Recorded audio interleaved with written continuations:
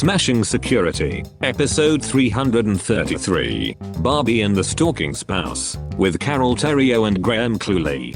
Hello, and welcome to Smashing Security, episode 333. My name's Graham Cluley. 333, and I'm Carole Theriault. Half of the number of the beast. Half of the number of the beast. I love that.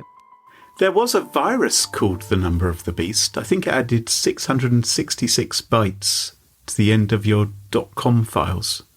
Blast from past. Carole, you're still on a secret mission. For a number of weeks. So I would love to get this show on the road. But first, let's thank our sponsors this week, Collide Hunters and Moonlock from MacPaw. It's thanks to their support that we're able to bring you this podcast for free. Now, coming up on today's show, Graham, what do you got? I'm going to be spying on the spyers. Okay, and I'm not a Barbie girl, but I am stuck in a Barbie world. All this and much more coming up on this episode of Smashing Security. Now, Chum, lovely Carole, I thought it would be fun to have a little competition. We haven't had one of those for a while. A little bit of a quiz. So I'm going to ask you a question and you are going to try to answer correctly. Okay, so we're going to play a game of Odd One Out. I'm going to name three things and you're going to tell me which is the odd one out. Mm-hmm. So that's fishing, squishing, or smishing. Which is the odd one out? Well, obviously fishing. Obviously. Why is fishing the odd one out? Well, it starts with a P. That, unfortunately, is the correct answer. I was really hoping you were going to say squishing, as the other two are cybersecurity related. But unfortunately, you are ahead of me. All right, I'm going to bring out the big guns. Okay. I'm surprised. The whole idea was for me to win this competition. But anyway, okay. So next odd one out. Okay, this is, I'm just going to lie about what the answer is. Stalkerware, spouseware, and Tupperware. Which is the odd one out? Okay, I will say Tupperware, Graham. I will say Tupperware. Oh, what a shame. Wrong answer. The answer is, of course, Darn. Stalkerware, because that is 11 characters long and the other two are 10 characters long. So never mind. You did very well on the fishing one. Anyway, I'm going to be talking about Stalkerware today, also known as spouseware. It's often advertised as being a means for keeping a close eye on what your spouse is up to, maybe on their mobile device, where they're going. I don't think close eye is the right word. I think it's actually spying, you know? It is spying. Invasion of privacy.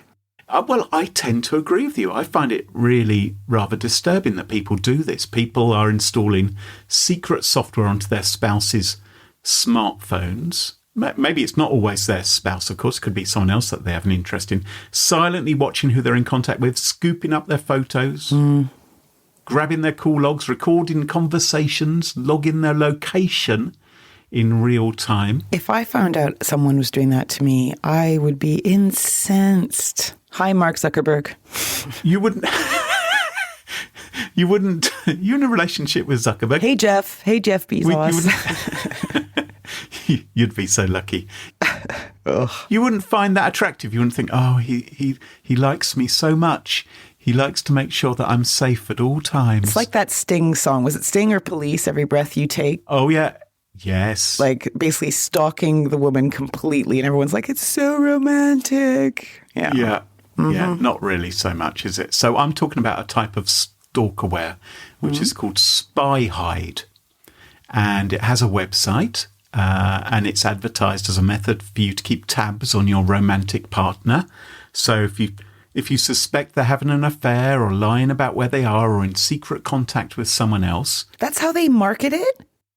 Yes. There is a fancy little video where you can see the scenarios. So it's not like, hey, are you worried your partner is going to run into trouble? You can use this to locate them and find out where they are. They're actually just going for, you can just spy and spend your entire life watching someone else live their life.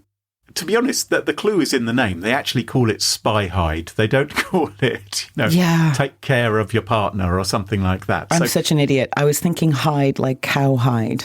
I didn't actually... Yeah. Cowhide? Yeah. I didn't... Anyway, I can't explain why that happened in my brain. Maybe I'm losing it.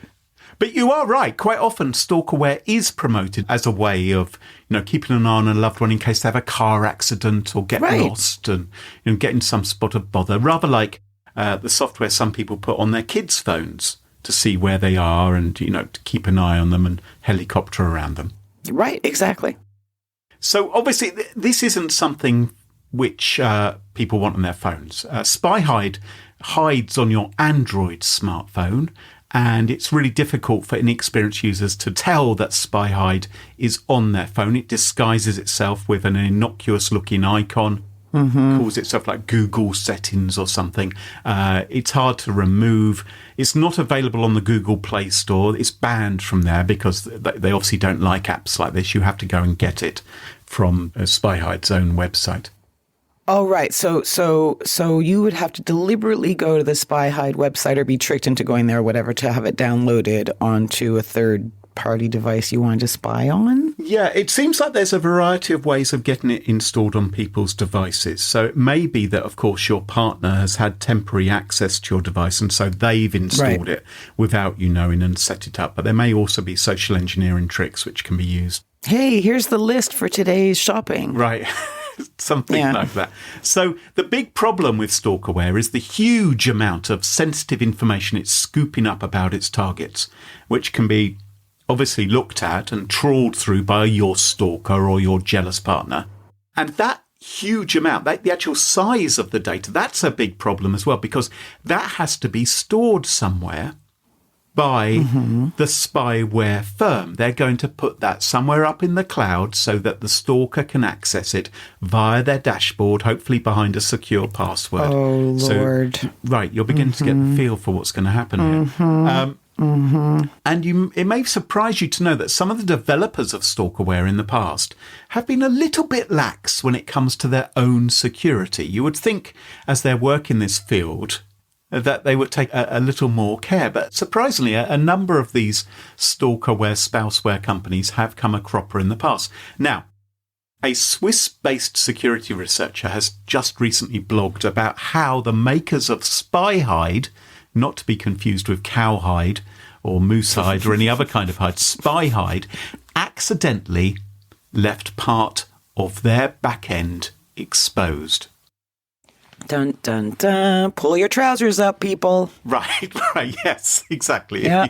If your back end's exposed, it's not always easy to know, is it? I mean, quite often someone will tell you, by the way, just sort that out, give them a yank up. If you do leave your back end exposed, as the developers of SpyHide did, someone, of course, may be able to find a way in. And this researcher did exactly that. They were able to access the source code, the actual source code for the app's web-based dashboard, the thing which was running the dashboard. Jesus. And that, in turn, spilled out plenty of secrets about how the SpyHide app operated and SpyHide's infrastructure. And as an article in TechCrunch explains, what they found were bugs in the dashboard's code. And that allowed the researcher to gain unfettered access to the back-end database, revealing much of SpyHide's operations and even spilling details of its suspected administrators. Were they able to access the information, of course, that was being stored on the poor victims that were being spied upon? Oh, yes. Oh, dear.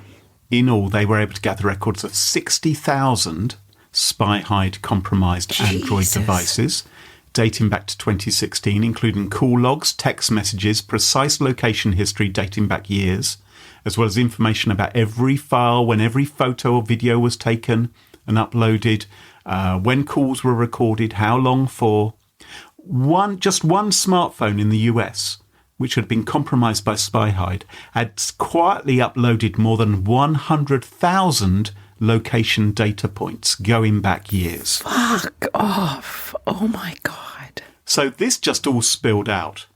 So did they were they able to identify which phones had been this was installed on and contact the owner? Well, they don't have details of the victims. So they have details of where the victims have been. They have details of what the victims have been saying and their photographs and their conversations and all of that. What they don't have is the contact details for their victims. Okay. Well, what details would they have? Well, I don't know. I'm assuming there'd be information, breadcrumbs inside the information to be able to identify who it is. Well, yeah, quite possibly, both photographic and in the messages. Yeah, I agree with you. There certainly would be information there. But I think with this amount of information, that'd be an awful lot to go through. Besides which, if you sent a message saying, hey, someone's been spying on your phone for ages and I've got the information about it, most people are probably going to treat such a communication arriving in their inbox with suspicion or put it in the spam folder or delete it. What they do have is a record of the people who actually signed up with SpyHide, of the stalkers. And there's a record of 750,000 people who registered an interest in SpyHide, although most of them didn't go on to pay for the actual spyware and install it on someone's phone. Right. But they do have 3.29 million text messages containing highly personal information. They've got two-factor codes. They've got password reset links. They've got more than 1.2 million call logs. They've got recordings of 312,000 phone calls, contact lists, address. It's a huge amount of information. It sucks, though, because, if you're listening to this story, wherever you are in the world, you might go, I wonder if that happened to me. I wonder. So is there a way that someone can check on their phone? Well, I'm going to tell you in just a minute how to do that. Okay, brilliant. And how to protect yourself. So one thing this research can't do, so normally when you find a vulnerability in a piece of software or a weakness or someone's left loads of data lying around, you want to tell them, right? You want to tell them responsibly so that the problem gets fixed because you don't want this data falling into the wrong hands. The people who run SpyHide, however, don't particularly want to be identified because what they're doing is, with the very best will in the world, is distinctly shady. So they don't announce who they are or give them easy means to contact them. But this researcher who broke into SpyHide's back end and looked at the source code found embedded in the source code the names of two developers based in Iran who it appears had actually written the code. They haven't replied to requests for comment from TechCrunch or from the researcher. But it was also found that the app is communicating with a server based in Germany. And so they've been in contact with the people who run the server, the web host, and that server's now been shut down. So it can't, because it's against their terms of service. Yeah, I would argue, though, that the coders may be just contracted in to write code and had nothing to do with the actual company. Is that possible, or is there distinct ties? Because I know loads of people that code and then leave a little signature inside saying this is my code. Yeah, it's always possible, isn't it? It's always possible that that's the case. Someone has hired someone else, or someone else's name has been left in a piece of code. It's a possibility. It certainly requires further investigation to know for sure. The researcher has named these two people, or at least he's, pseudonymized the names, but you can see at least their first name and their initial of their surname in his report, should you wish to go and look it up. So what can you do about this? Yes. Well, what the recommendation is to enable a feature which is available on Android called Google Play Protect. And this is something which Google introduced a while ago to protect against malicious Android apps like spyware. You can go into the settings menu in Google Play to turn it on, and it will check apps when you install them and also periodically scan your device. Because, of course, if it was your jealous partner who installed this thing, they're just going to ignore any warning which pops up then. But because it then periodically scans your device again, warning if it finds a potentially harmful app, that could warn you that this is going on. What you then do is really up to you, because you could find yourself in a difficult situation where you're sharing a house with someone who's actually spying and stalking upon you. So tread carefully as to what you may wish to do then. It's a really unpleasant thing. And there are a lot of security researchers these days who are putting a lot of effort into trying to raise awareness of stalkerware and help people learn more ways to better protect themselves. So we'll put some useful links in the show notes. And you know what? This could also be someone's, like a boss doing this for their employees, using it as a type of bossware. That certainly has happened as well in the past. I've heard of people who've actually lost their jobs because they refused to run stalkerware or spyware on their phones, which was logging how busy they were and whether they were on the premises in time. People just need to get a life. Stop spying on other people. Do your own thing. We do wonder if you're spying that much, how you actually have time to get on with your own life. Yeah, you're just sitting there eating pot noodles and... Pot noodles. You're ridiculous. Carole, what's your story for us this week? Well, what do you know about Barbie, Graham? I know she's about 6'4" tall, has What is she? 38-inch legs, and doesn't she have like an 18-inch waist and a 40-inch bust? She has ridiculous vital statistics. Do you know what company? Is it Mattel who produced Barbie, or is that Cindy? No, it's Mattel. Correct. It is. And Cindy is the British version of Barbie. Is that right? I don't. You wouldn't probably know. I'm not an aficionado in anything other than Barbie right now for a tiny little moment. You are supposed to have British citizenship. You should really know that. That would have been a question I would have asked you. Well, let's see what you know about Barbie, shall we? Oh, God. Okay. What's her name? What's her name? Her name is Barbara Bolognese. I don't know. What's her name? Barbara. You're right, it is Barbara. Millicent Roberts is her name. Barbara Millicent Roberts. That's how you should refer to her, unless you were a good friend of Barbie, apparently. This is, only friends can call her Barbie. How old is she? Well, by now, she must be about 75, I think. She's like 66, I think, right? Yeah, so she? you did 333. Here's 66. Look at this. There you go. Yeah, it's all coming together. What do you think? What does she do for a living? Is she an Instagrammer? Is she an influencer? Doesn't she just mostly drive a little a convertible around, having a gay old time with Ken? Is that what you think? Yeah? Actually, I think you'll find, Graham, she has the most impressive resume in history.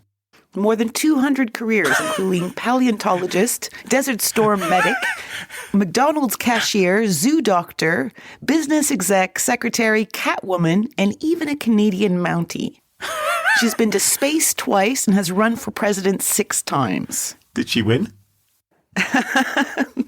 I don't know the answer to that. Do we know which party she runs for? Is she on her own party, the Barbie I don't party? think. I think she'd be quite smart to stay away from politics. Okay. She probably just runs for president of the world or something. Okay. But of course, as you mentioned, Barbies are controversial, right? She has impossible measurements. Feminists are not necessarily big fans of Barbie and what she portrays. And of course, there is a new movie that's come out. You've probably heard. I haven't seen it. I've heard about it. I heard people are watching both Barbie and Oppenheimer at the same well, not at the same time, but sort of on the same day. It's a it's like Barb-Oppenheimer weekend or something like this. Yes. Yeah, and the reason for that is because there's a writer's strike right now in good old Hollywood. So all eyes are on these 2 movies, and Barbie is killing it at the box office. I mean, if you open any newspaper, you read about that, don't you? They have actually served up the biggest week in history for Warner Bros. Movie, almost $600 million in the first week. And it keeps going strong. I imagine it's quite a good movie, but it's not the sort of thing which would compel me to go to the cinema. I think I'd wait a few months until it appeared for free on a streaming service. I'm not sure you're their target market, really. I mean, men in their 50s. No judgment, but just, Okay. So basically, the pick is basically assured of joining the $1 billion club, right? Movie club. I didn't even know such a thing existed. And, the stars are aligned, right? The kids are out of school. There's a writer's strike. And movie makers went on a huge media offensive, these movie makers, the Barbie movie makers, ensuring that everyone and their dog, and even me, wrote about Barbie in some capacity. There has been a huge publicity campaign around it, yeah. Right? Massive. Yeah. And I mean, think of the zillions of entertainment journos and bloggers and TikTokers who have column inches and podcasts and videos to make. If there's not much going on, let them talk Barbie. And it feels like there's a lot of love towards Barbie. There aren't many people who, at least from what I've seen, who are pointing out, is this really a good role model? I mean, other than running for president 6 times. Well, they've kind of tried to switch it all up. You know, the movie is kind of the essence of the movie is Barbie is going to the real world, right? So she comes out of her fantasy area. I think one of the big things is her feet go flat, finally, right? So she's no longer having to wear high heels everywhere. Anyway, and of course it was directed by Greta, right? I can't remember her last name now for some reason. Is it Greta Gedwig or something? I can't remember how you pronounce it. Gedwig, I think it's Gedwig. It's something like that, yes. No, Gerwig. Gerwig, thank you. Yeah, Greta Gerwig. So, she, that's also a big news that she's done that. Yeah. So we have this huge Barbie media storm. It's killing it at the box office. And what's a scammer to do? What's a scammer to do, Graham? You're sitting at home. In Scam HQ. Okay. In Scam HQ. If I were in Scam HQ, there's a number of things I would do. First of all, I would put up a malicious torrent claiming to be a pirated version of the movie, so you didn't have to go to the cinema and catch COVID. By the way, correct. I read Boris Johnson went to my local cinema to watch the Barbie movie, which makes me never want to go to that cinema ever again. He announced that's where he had gone. So yes, that's one thing I'd do. Well, you're actually, let me just say that's actually happened according to McAfee. Okay. So, if you were being targeted, there's more than 100 different attacks that they've seen so far. So one of them, as you say, is a link to a Discord server or website promising a movie download. Right. And you're prompted to download a large .exe file. But wouldn't you know it, the file is loaded with malware, including red line stealer spyware, they say. And that covers up personal information, login information, all matter of stuff you don't want baddies to have. Yeah. Okay. Well, okay. Yeah. Well, that sounds. I've got some other ideas. I'm yes, thinking, please. I'm thinking. So again, with my malicious hat on, I'm thinking maybe I'd create a Barbie screensaver or a Barbie game people could download, and that would again maybe infect you. Maybe I could create a Barbie artificial intelligence girlfriend simulator. So if I was Ken. And trust me, I thought you were trying to say that she was a lesbian. And okay, well, I don't know. I have no idea what she does, but good luck to her. But yeah, she's probably fluid. She probably is. So maybe something like that people could Barbie be tricked. Simulator. Yeah, why not? Mm-hmm. I didn't read about that, but one interesting thing is because it's taken the world by storm. There may be some places where it's difficult to get it in your own language. So baddies are targeting certain areas. This is seen this in India, where you can get the Barbie movie in your preferred language. When you click on the link, it prompts the victim to download a zip file, which is packed with malware, says McAfee.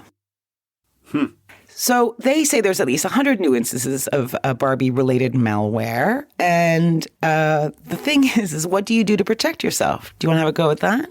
I imagine McAfee are going to say that you should run McAfee security software on your that computer. That was point 6, but I took that out of the I took that out of my list.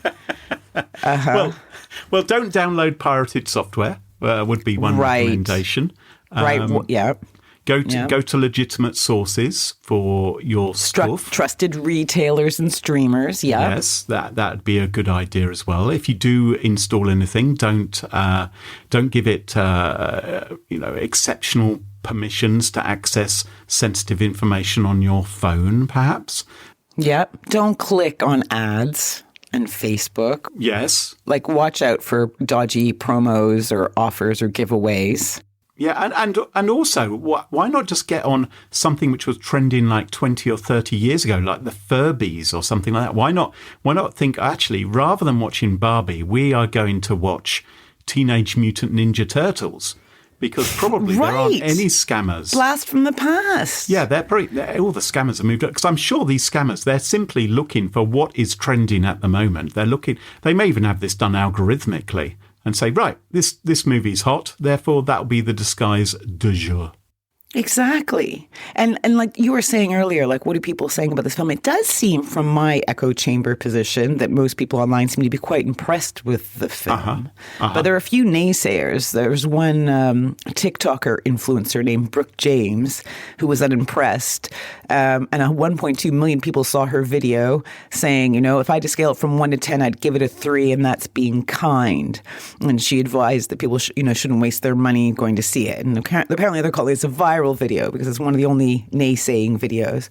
Well, why does they have to say that? Someone has poured their heart and soul for years into making this Barbie movie. You've never, ever bitched about anything that anyone's ever created. But some bloody TikToker who creates a 90-second video saying, oh, no, don't waste your time watching the Barbie movie. It's like, oh, yeah, but watch 30,000 TikToks. I'm not worried about Barbie losing out here. It's about to be a box office record hit, so I think everyone's fine. All right. Someone else actually spoke out against the film. I'm not going to tell you who it is, but I'm going to say what they said and see if you can guess. Piers Morgan. You're right. Was I? Quote, if I made a movie mocking women as useless dunderheads, constantly attacking the matriarchy, and depicting all things feminist as toxic bullshit, I wouldn't just be cancelled, I'd be executed. It's just Collins, the Sun and the New York Post, after seeing the Barbie movie. So desperate for attention, isn't he? What a pillock. Maybe I should just go see the movie to spite him. Or maybe he's using reverse psychology. Maybe he's in on it. Oh, my Jesus. God. Mind screw up.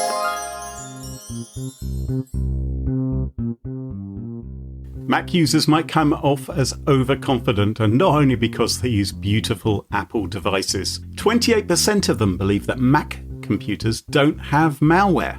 35% name Safari as a secure browser, and 22% use the same password in multiple online accounts. These are the results of a security survey produced by Moonlock, the cybersecurity team at MacPaw, dedicated to deliver anti-malware tech that anyone can use. The entire Moonlock report is up for grabs for everyone, so visit moonlock.com and see how Mac users can navigate the ever-changing cybersecurity landscape today. Your IT and your company has Okta. This message is for you. For the past few years, the majority of data breaches and hacks you read about have something in common. It's employees. Hackers absolutely love exploiting vulnerable employee devices and credentials. But imagine a world where only secure devices can access your cloud apps. Here, credentials are useless to hackers, and you can manage every OS, even Linux, from a single dashboard. Best of all, you can get employees to fix their own device security issues without creating more work for IT. The good news is, you don't have to imagine this world. You can just start using Collide. Collide is a device trust solution for companies with Okta, and it makes sure that if a device is not trusted or secure, it can't log into your cloud apps. Visit collide.com/smashing to watch a demo and see how it works. That's KOLIDE.com/smashing. Relying on a SIM in 2023 is like living in a college dorm room post-graduation. You're operating in an environment you've outgrown. Well, the Hunter's SOC platform is purpose-built to help your security operations mature to the level where you need to be. With Hunters, you can ingest and normalize as much data as you have at a predictable cost without having to compromise on visibility and retention. You can also automatically cross-correlate data logs from your entire security and IT stack to connect and track events throughout your organization without switching screens. And you can leverage out-of-the-box and always up-to-date detections that cover 80% of the most common security use cases. ChargePoint, the world's largest network of electric vehicle charging stations, uses Hunter's SOC platform to leverage its out-of-the-box detection content to more efficiently respond to new threats and vulnerabilities. So it's time for your security team to move beyond SIM with Hunters. Visit hunters.security to learn more, and thanks to them for supporting the show. And welcome back. Can you join us at our favourite part of the show, the part of the show that we like to call Pick of the Week. Pick of the Week. Pick of the Week. of the Week is the part of the show where everyone chooses something like. Could be a funny story, a book that they've read, a TV show, a movie, a record, a podcast, a website, or an app, whatever they wish. It doesn't have to be security related necessarily. Better not be. Well, my pick of the week this week is not security related. My pick of the week is instead, it's been recommended to me actually by someone who is on the Smashing Security Reddit. Cool. A chap called Robster. Hi, Rob. Stir. Well, actually, his name is R085TA, but I'm going to read that as Robster. And he recommended a site which I thought was rather interesting. So, Carole, what do you think of? What do you think of when you are watching a movie, maybe the Barbie movie, and it says based on a true story? What do you think of when you? What's your reaction? Based on a true story, and it was the Barbie movie? Well, maybe Barbie. I don't know. You saw the Tetris movie recently. You know, there are other movies you've seen. You know, what do you think? Well, maybe a documentary or, docudrama. Do you ever think, yeah, right, based on a true story? Wonder how much of this is made up? Well, I don't think that means anything, to be honest. Like, I don't think it means anything. Like, I could have, what does it mean? I've talked about this with friends before. It means nothing. It gives you full license to do anything, both tell exact stories and tell fake stories, isn't it? Exactly. But I am often interested how much is really true. So, there was that movie about Freddie Mercury and Queen, Bohemian Rhapsody, right? Which I haven't seen. Or the Elton John one, or the Eddie the Edwards movie, which I did see. I saw that one. And I think, well, how much of this is really true? How much of this dramatic license? How much they sort of changed the characters or amalgamated people? Well, for irritating people like me who want to know that kind of detail, there is now a website recommended to me by Robster via the Smashing Security Reddit. The website is called historyversushollywood.com. Okay. And what it does is it lists recent movies which claim to be based upon a true story, and it analyzes them. It not only shows you the actor with a real picture of the person they were portraying, so you can say, oh, that's a pretty good likeness or whatever, but it also looks at plot points and elements and story beats. Deviations from actual truth as well, I bet. It either confirms or denies whether things happened, and it gives you the real story. So if you watched, for instance, have you seen Weird, the Al Yankovic story yet? No, I haven't. And I was a very big Weird Al Yankovic fan when I was little. I know. Well, Harry Potter's Daniel Radcliffe plays Weird Al, and if you were to watch that, you could then go to History versus Hollywood and find out, no, he didn't date Madonna in real life. And he didn't come up with his breakout hit of My Bologna, based on My Sharona, while making sandwiches. It's not true. Oh my God. There's a different story of how he came up with these things. Yeah. And you know the real truth, thanks to Hollywood versus history. Okay.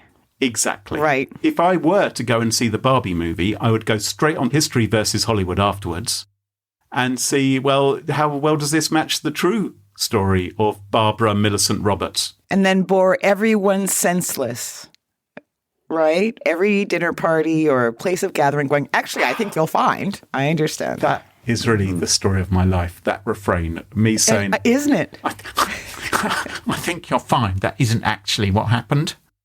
Well, for me at least, it is. And I'm sure for some of our listeners, they would love to be able to do that as well. Make themselves popular at dinner parties. History versus Hollywood is my pick of the week.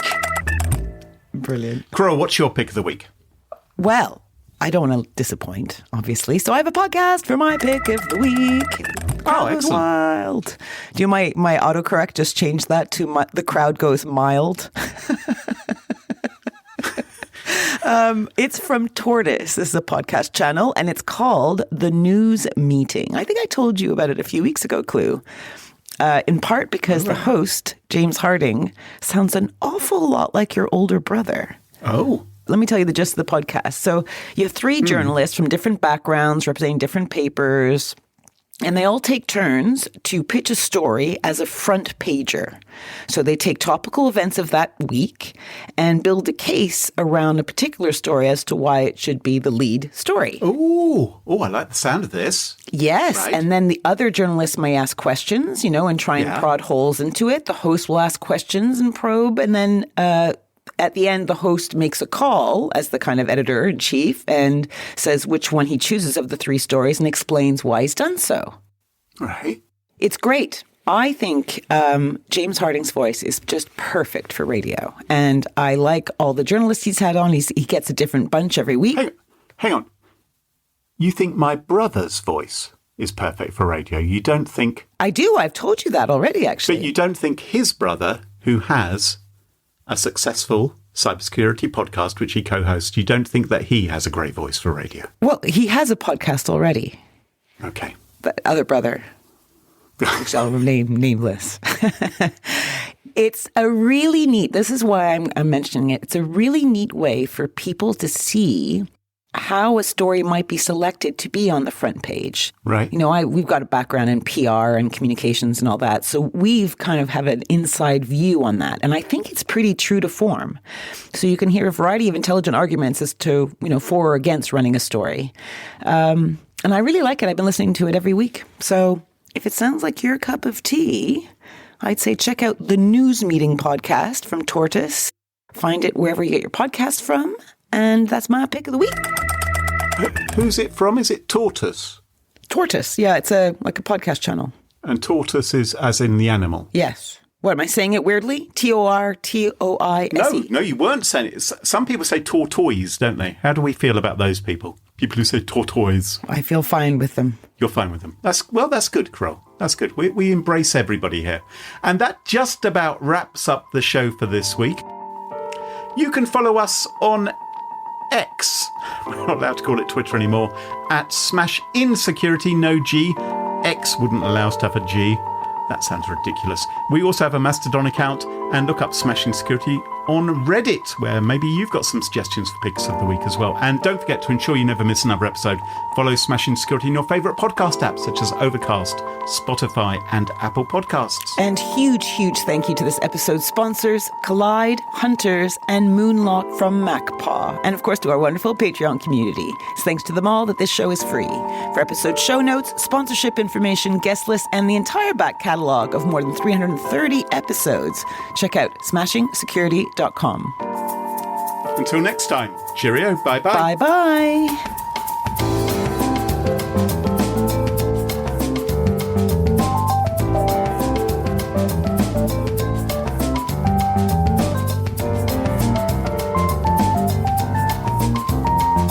Well, Carole, enjoy the rest of your secret mission. Oh, I will. There's already been a number of exciting events, which I will share with you offline.